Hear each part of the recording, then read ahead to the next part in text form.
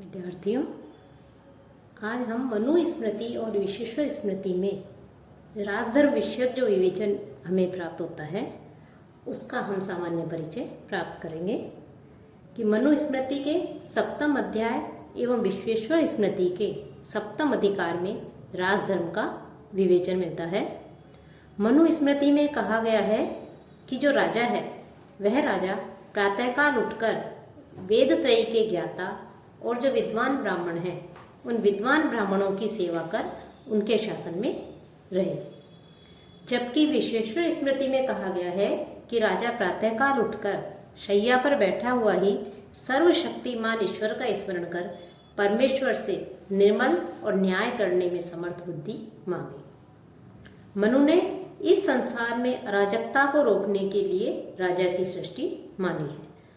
अराजके ही लोके अस्मिन् सर्वतो विद्युते भयात् रक्षार्थम अस्य सर्वस्य राजानम असृजत प्रभु। मनु ने जहाँ इंद्र, वायु, यम, सूर्य, अग्नि, वरुण, चंद्रमा और कुबेर के सारभूत जो नित्य अंश है उन नित्य अंश से राजा की उत्पत्ति व प्रभाव बताकर इंद्र सूर्यादि के तेज का आचरण करने के लिए कहा गया है, वहीं विश्वेश्वर स्मृति में राजा को इंद्र, वायु, सूर्य, यम, वरुण, चंद्र, अग्नि और पृथ्वी रूप माना है।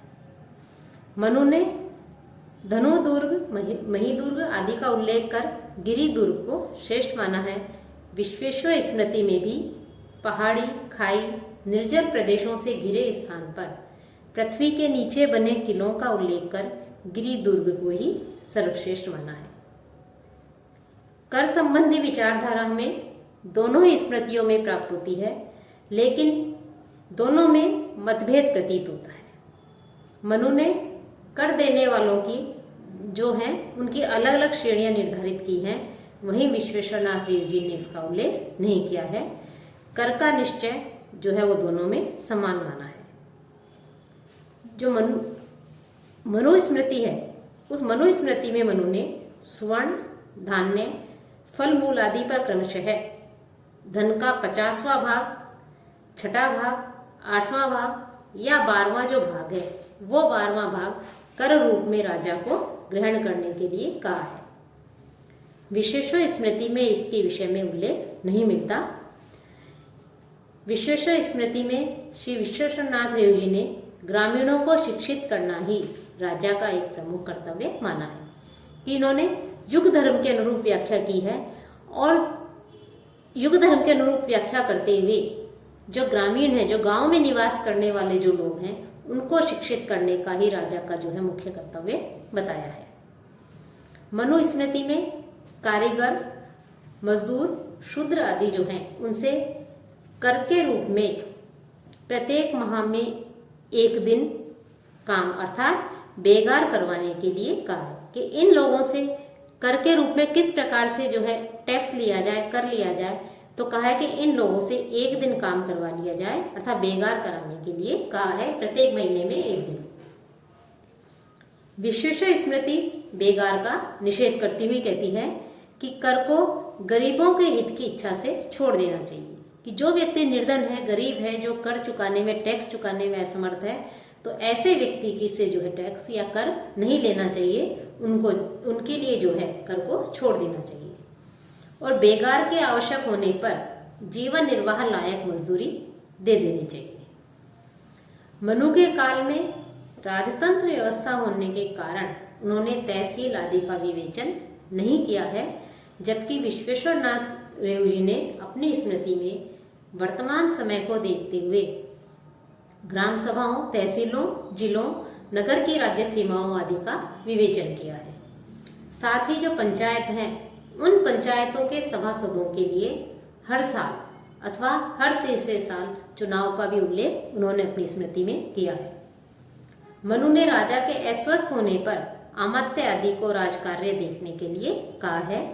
श्री विश्वेश्वरनाथ रेव जी ने राजा के न होने पर 3 या 5 वर्ष के लिए अपना राष्ट्रपति चुनने के लिए कहा है।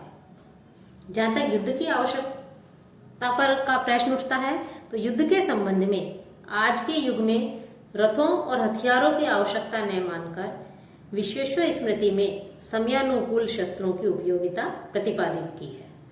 अर्थात रथ आदि जो है और उस समय जो हथियार आदि होते थे, तलवार आदि है, वो उनकी बाण आदि हैं, उनकी आज के युग में जो है आवश्यकता नहीं है। इसलिए समय के अनुकूल इस समय जो शस्त्र उपयोगी हैं, उन शस्त्रों की उपयोगिता को उन्होंने प्रमुखता दी है। साथ ही काल क्रम में भिन्नता होने के कारण अस्त्र शस्त्र के प्रकार के जो चुनाव है, उन चुनावों में भी विभिन्नता हमें इस स्मृति में, विश्वेश्वर स्मृति में दृष्टिगत होती है।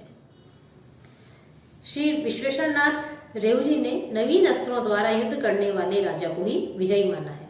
अर्थात वही राजा विजयी होता है कि जो पुराने अस्त्र शस्त्र आदि हैं, जिनकी कि इस युग में उपयोगिता नहीं है, उन अस्त्र शस्त्रों के स्थान पर इस युग के अनुरूप, नवीन युग के अनुरूप नवीन अस्त्रों के द्वारा जो युद्ध किया जाता है, तो वो नवीन अस्त्रों के साथ युद्ध करने वाला जो राजा है, वही राजा जो है विजयी होता है। मनुस्मृति में पुत्र को राज्य सौंपने के लिए कहा गया है। पुत्रे राज्यम समासृज्य कुर्वीत प्रायणम ऋणे। विश्वेश्वर स्मृति में ज्येष्ठ पुत्र अथवा ज्येष्ठ पुत्र के अयोग्य होने पर दूसरे पुत्रों में श्रेष्ठ पुत्र को राजा का उत्तराधिकारी माना है। जहाँ तक दंड व्यवस्था का प्रश्न है, वहाँ दुष्टों को दंड देने के संदर्भ में मनु ने प्राचीन उपायों को स्वीकार किया है। वही विश्वेश्वर स्मृति में आज के समय को देखते हुए अनुचित कर्म करने वाले व्यक्ति के लिए दंड तो आवश्यक बताया ही है, दंड तो देना ही है, लेकिन दंड के जो नवीन प्रकार हैं, उन नवीन प्रकारों का भी उल्लेख हमें विश्वेश्वर स्मृति में देखने को मिलता है। साथ ही विश्वेश्वर स्मृति में राजा शब्द का प्रयोग न्यायाधीश के रूप में ही किया है। यत्र तत्र प्रयुक्तो अपि राज शब्द है स्मृतौ इह साधारणे न्यायविदो प्राग विवाद विबोधक है। तो इस प्रकार से राजधर्म विषयक विवेचन जो लगभग समस्त जो स्मृतियां हैं, उन स्मृतियों में मिलता है।